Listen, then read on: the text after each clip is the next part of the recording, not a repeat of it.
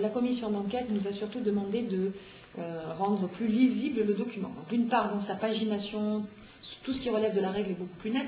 Pour ce qui est de l'ordre, finalement, des choses, il nous a plutôt demandé que dans chaque chapitre, les hiérarchies soient plus nettes. C'est-à-dire que, par exemple, le projet Arc Express, désormais, il est très rapidement identifiable, que ce soit dans le corps du texte, que ce soit sur les cartes. On voit bien que c'est le projet phare, le projet moteur. En matière de développement économique, nous avions amorcé des propositions alternatives au seul développement de la défense par des pôles tertiaires importants à l'Est.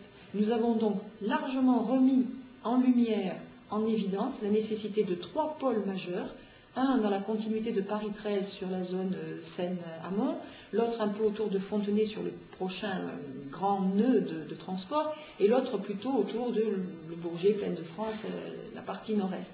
Donc la hiérarchie à l'intérieur des paragraphes est plus nette, sur la lisibilité est beaucoup plus grande. Ce que nous voulons faire, sans doute, apparaît mieux, et sans avoir vraiment changé nos priorités, nous les avons rendues plus compréhensibles.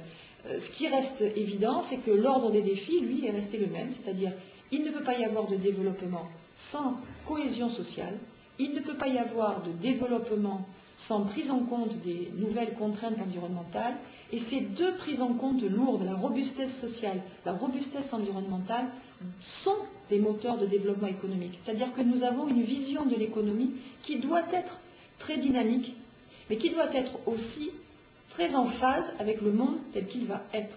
Et ça reste quelque chose de fondamental dans notre document.